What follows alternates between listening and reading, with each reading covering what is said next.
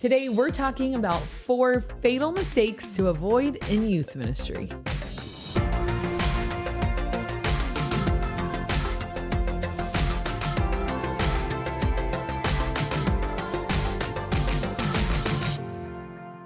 Hey, welcome to another episode of the Ministry Coach Podcast, where we bring you weekly tips and tactics to help you fast track the growth and health of your youth ministry. My name is Jeff Lascola, and this is Kristen Lascola. In this episode, we're going to be talking all about the devastating, colossal mistakes that youth pastors tend to make. Yeah, there's probably a lot more than we're going to talk about today, but I chose 4, and I think they're a good conversation worth mentioning. Things that I think in the 18 years I've been doing youth ministry that I've seen over and over again, not only in youth pastors, but in myself, the people I work with, the people I've mentored, and, that same tension that creeps up in myself. So number one of the biggest mistakes youth pastors make is giving up too soon. I think the rate of longevity is improving when it comes to youth ministry, but still, I feel like a lot of youth pastors get burnt out and get discouraged and then leave way too soon. And the reason that's such a bummer, obviously, it's a fatal mistake because you're done and there's no more ministry that you're going to be doing in that context. But also, I feel like what a bummer because you may have gotten to the good part and you just had to go through the hard part first. So I would say with that, do not panic. Let's be realistic. Most youth pastors are not trained to do what they're doing. It's true. It's true, which means that's where we come in. That's why we're here for you, the coach for the coachless, what I wish I had 18 years ago. Yeah. But it's like you've never been trained.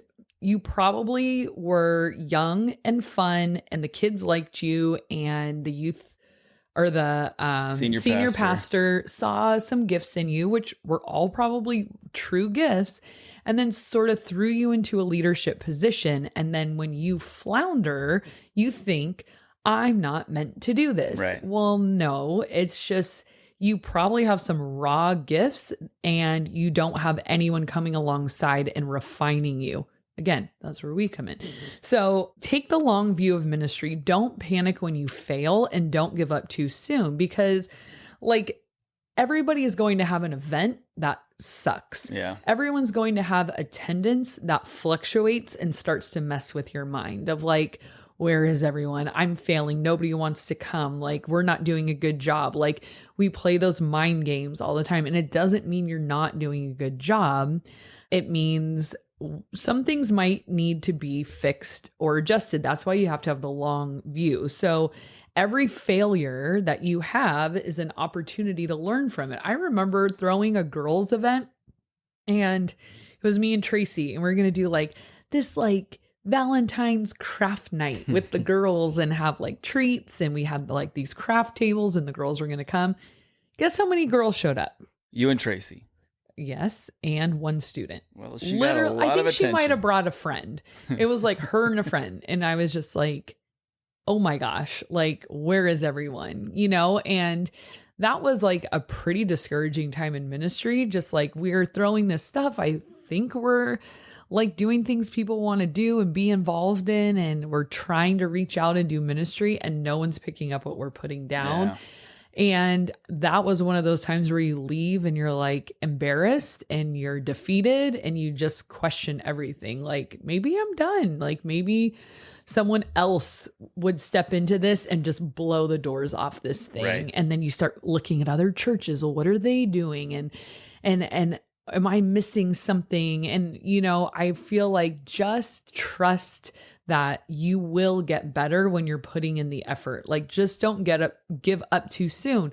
Be gentle with yourself because the thing that is hard for me to watch is you're not trained and you are expected to come in and hit a home run right away. Well, imagine, let's say you start as a youth pastor, your first 4 or 5 years, consider that your education, you know what I mean? And then you graduate a 4-year university of youth ministry, and then you actually get started. And so that's why if you give up after 18 months because nothing took off, or I was discouraged, or I didn't know what I was doing, or I didn't have any help, just hang in there, put in the infrastructure slowly but surely. Every month, every 6 weeks, focus on a different task or a different program or a different element, and just build, build, build, build, build. There's so many dimensions to youth ministry. That's why this podcast has many episodes. There's so many dimensions. How could you just come in, snap your fingers, and have a killer student leadership team, excellent games, be a really good speaker, be super great with money, have cool camps and events, have a great volunteer leader? I mean, how could you come in and do all of that? No training whatsoever. No training. Here you go. Just go and rock it. And then 6 months later, you get to talk. So your youth group's not growing, just have to put that out there. Yeah. I think there's a lot of pressure on youth pastors of just like, you're magically supposed to know how to do this. Right. So all that to say, number one, do not give up too soon. And you know what I think about a lot? And somebody brought this up to me one point of, by today's standards, Jesus's ministry would have been a complete failure. So it was like, he had 12 guys. One of them committed suicide because he betrayed him. Right. One of them denied even knowing him. Two of them, like, if you start to look at like the rate of success of like his ministry, it's like, well, was it? I threw an event for 5,000 and still only 12 were following me. Yeah. Or think about Moses. Sometimes I think about his leadership, having to lead the Israelites, and he didn't know what he was doing. Yeah. And, Jethro comes in and gives him some leadership advice. But you know what I always think of is he went up to the mountain I was gone for 5 minutes, you guys, and you forgot everything we've learned, and you're dancing around the golden calf. Like, what just happened? Did you learn nothing? How long was I gone? Exactly. And so we look at biblical leaders too, that God clearly called Moses and anointed him and had a purpose for him. And his youth group, the children of Israel, still floundered and failed and were so thick-headed and didn't get it. And it was to the point where like Moses is throwing temper tantrums because he's like going out of his mind with these people. And I don't blame him. Can't we all relate to those temper tantrums? Yes. And so again, if Jesus is, 12 were shaky in their faith and needed a lot of patience and instruction, and Moses, and you look at the prophets and how like they had to preach to these people over and over and over again, nobody was getting it. Like, you're in good company if you feel like you're hitting your head against a wall sometimes. I don't think that will be every day, hopefully, but ministry is not for the faint of heart. You just have to have some grit and resilience to know the big picture. Like, even if you get through to one student, it was worth it. Like that, that starfish analogy. Have you ever heard that? I think I've heard it, but I don't know how it goes. So I don't think it's a true story. Maybe it is, but it's like this analogy. It's like this little boy and his dad or grandpa or something are on the beach, and there's all these starfish that had washed up, and the little boy's like, oh no. And he like picks them up and starts putting them back in the ocean so they don't die or dry out. And the grandpa is like, you're never going to save all of them. Like, it doesn't matter. And he goes, it matters to that one. And, I think that's a really great metaphor for ministry of, we're going to lose some are going to frustrate us. But if you get through to one, that's an entire eternity changed. I mean, you can't really argue with that. Yeah. So don't be afraid to throw those kids right in the ocean. You're adorable. All right. Number 2, one of the biggest mistakes that youth pastors make, and this has been said many times, I did not observe this all on my own, but when youth pastors see youth ministry as merely a stepping stone to real ministry. Right.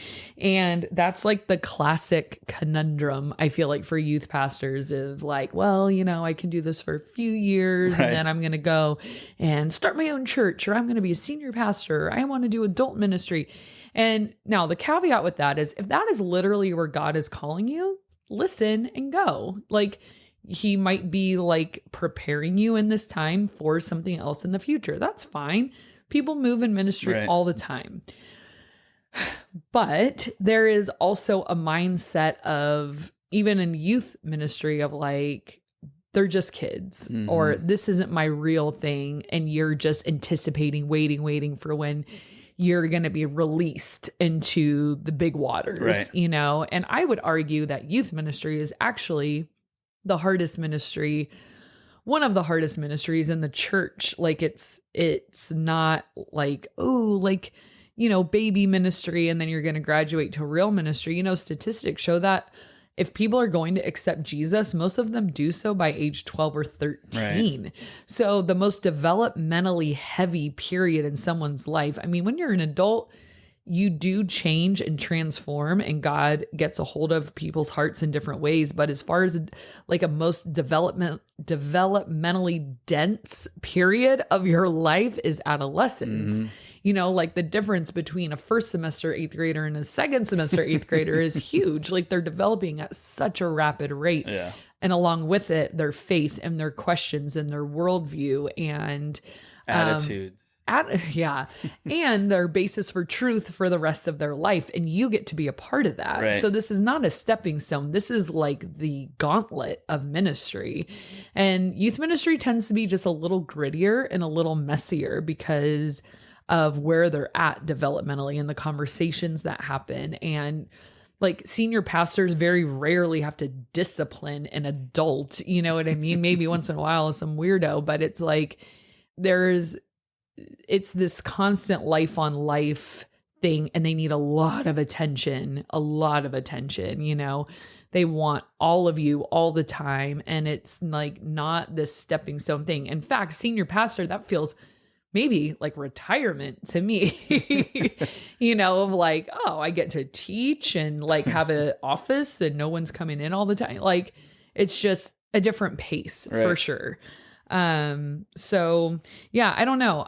Again, if God's calling you somewhere, like, it's not like, oh, well, I'm not a real pastor because I left youth ministry. I'm just saying, how are you viewing it? Yeah, I think it's kind of, if I'm reading it correctly, is you're saying if you're going into youth ministry, getting hired into youth ministry with the mindset where it's like, well, I'm not going to be here very long. It just seems, I mean, I guess that's okay. It's like, you know, my ultimate goal is to be a senior pastor. But it's like viewing it like less than. Right. You know, because I think that will translate to your efforts and your investment and your, like, why would you lay down roots? I mean, you should lay down roots as if you are going to be there forever, because that will translate to your effort. It's like when you're a substitute teacher, you know, you just got to make it through the end of the day, right? And then it's like on to my own thing. But that teacher painstakingly plans their lesson plan and where they want to take their kids, and has this master plan of this whole year working out, you know. And that's how it is, I don't know, in youth ministry. But okay, number 3, another huge mistake youth pastors make is just assuming bigger is better when it comes to youth ministry. And this, like, wedged in here is the comparison trap, you know, which is a big, big deal in ministry. And we, you know, have talked a lot about that, is when you look around, you know, you think the church down the road. And you always, I don't know, like if other people are like this, maybe there's a certain personality that always assumes I'm better than you. I think I have the personality where I always assume you're better than me. Like, not because I'm so humble. It's like more like I always figure, well, somebody else would know better, or somebody else would do better, or someone else must have the secret, or somebody else must be nailing it. And, you know, like I rarely walk into a room and think like, okay, everyone listen up, I got this. I'm always like, oh shoot, like probably everyone else knows what they're doing except for me, you know? And so that comparison thing of thinking, you know, well, I suck, everybody else knows what they're doing is a trap. But also just when it comes to youth ministry, we always compare size. So we think like if yours is bigger, it must be better and healthier. And we just know that's not true. And I've heard it said really well, like at our church, numbers matter.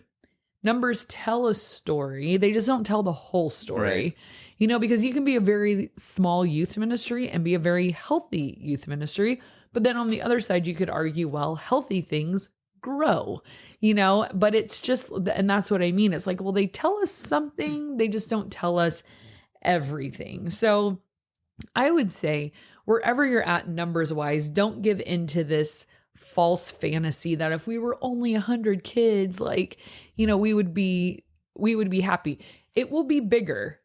It will not be better.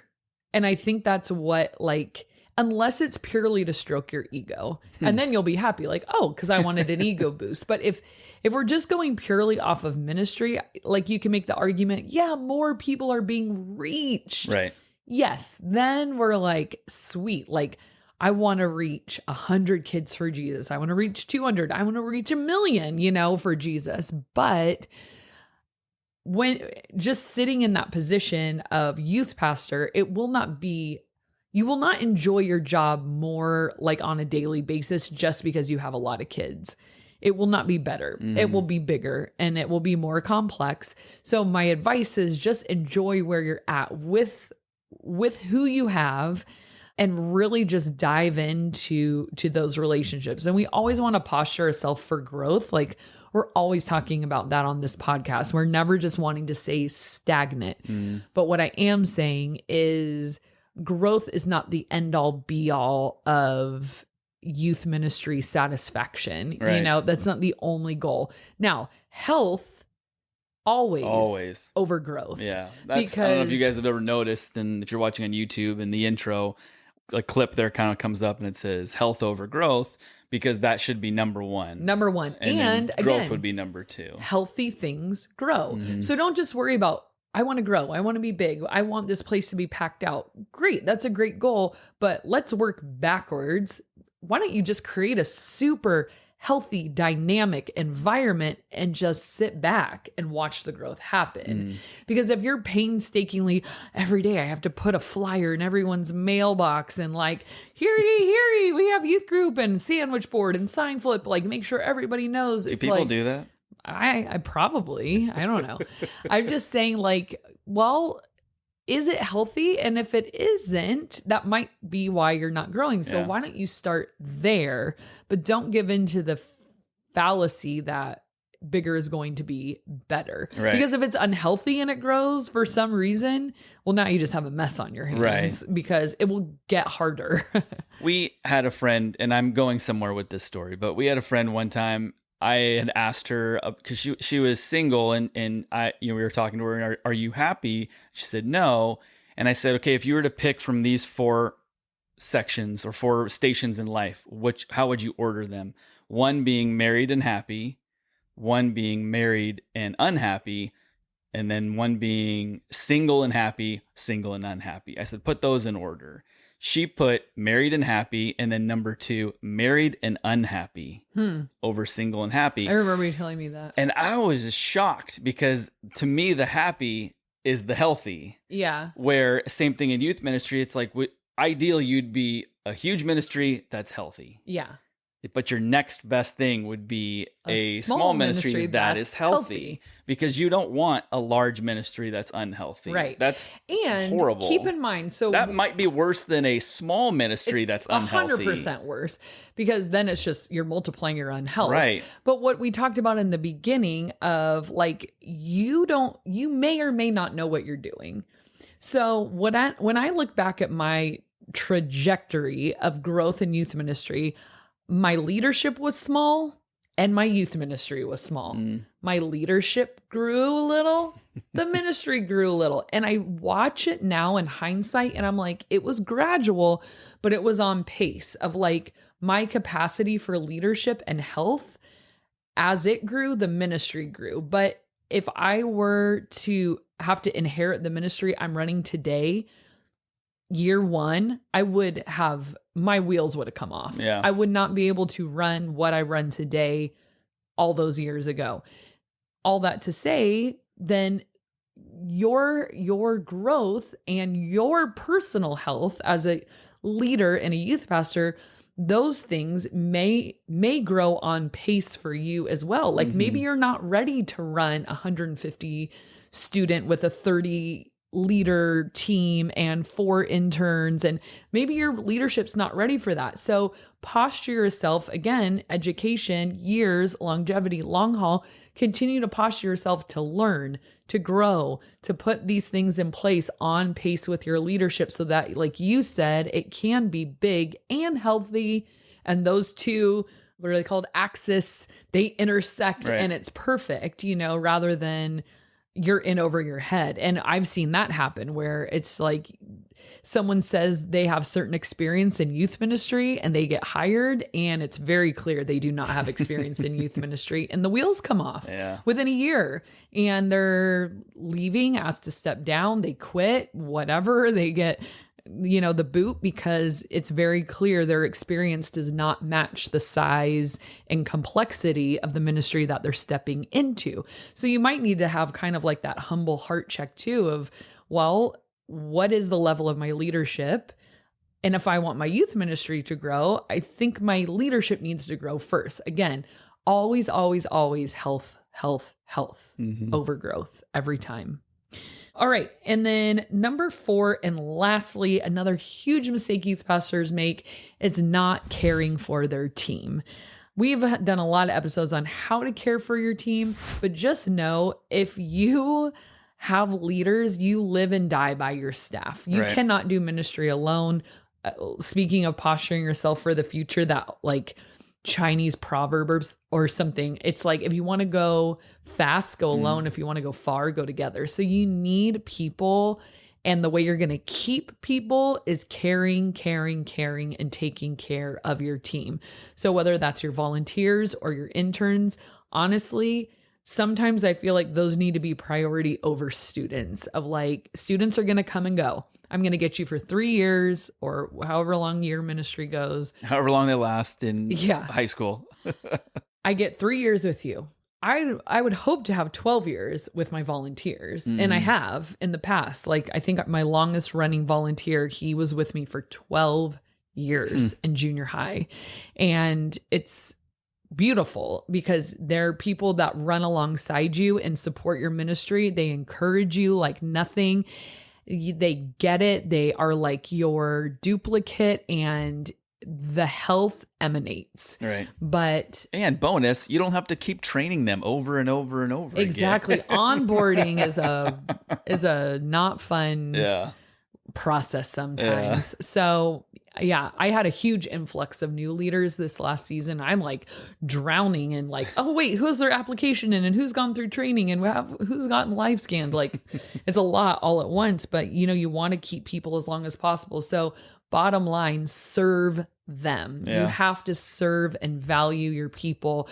If people come and go and are never acknowledged or cared for or communicated with or drawn into relationship, like that's your small group. For a long time, I didn't really want to be in a small group because I'm like, my leaders are my small group. Like I have 22 of them, not even including my interns. And it's like, I want to care for every single one of them. Like on that personal level, I want them to know, like, you're a rock star. You are here on a Tuesday night for 2 hours with junior hires for free. What kind of person does that? I want them to be showered with like affection and love and red carpet pulled out for them. And so they know like you are changing eternity. And I am so happy to run alongside you. So serve your team. And that is all for Jeff. Okay, well, let's do a little question of the day, which is also about service to you, the viewer and or listener, which is, what is a website that you think most people probably don't know of, but could really benefit from? Do you know there's a whole TikTok account about this? Really? Yeah, this guy, I forget his name, but he does websites you should know about. And they're like so interesting, like what that exists. So I don't know how you'd look him up on TikTok. I follow him. But anyways, I think mine would be, it's kind of like nerdy parent one, but I used it even before I had kids. Nerdyparent.com. Nerdyparent.com. It's called Kids in Mind, and it's a movie review website. So sometimes like when I would go see a movie, I would just be blindsided by like, this is like way more like they categorize content based on like profanity, violence, and sex and nudity. And they give each one like a rating of like 1 to 10.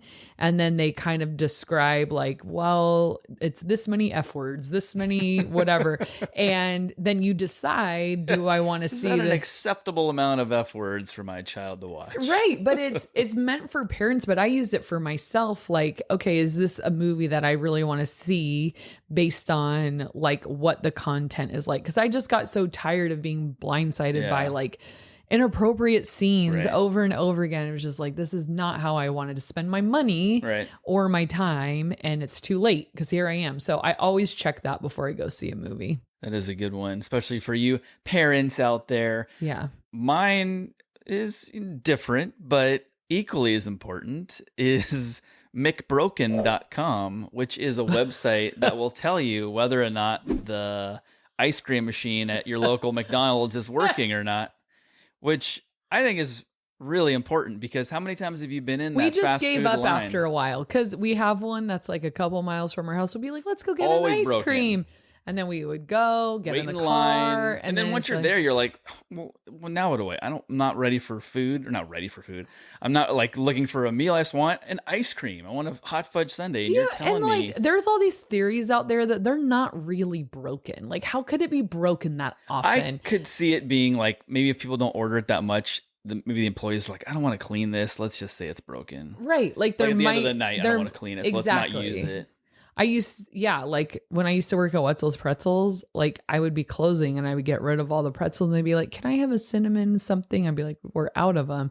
Well, I could fire up the ovens and make one, but no, they would need like a McPretzel website because you figure what does that even mean? I don't know. With McDonald's being this like multi-gajillion dollar company, they could figure out how to make a working ice cream That's machine, why I'm saying that's why there's all these theories of why they are saying it's broken. Or $1 million idea is be the guy that fixes McDonald's broken machines because they're always on the fritz. So there you go. There's two that could really help you out right now. All right. Let's do a comment of the day. This comes from Infinity Bible Church. And it says, love the Ministry Coach podcast. So helpful and funny and real. It has helped me learn new things even after 15 years in youth ministry. You have given me some new excitement and joy to reach more kids. Woo! That one lit me years. on fire. See, that's someone right there who knows where their heart is. Oh, I know. Doesn't need to use a stepping stone, if you will. Yeah, me neither. Thanks, Infinity Church. Me neither. Thanks, Infinity Church. Wait, Infinity Bible Church. Infinity Bible Church. Thank you so much. Hey, I like that one. I appreciate you guys watching and listening. Hope you got a lot of value out of this episode. If you did, make sure you like and subscribe, and we will see you guys next time. Today, we're talking about 4 fatal mistakes to avoid. Raccoon. Today, we're talking about If you all right, Jeff. Blah, blah, blah, blah.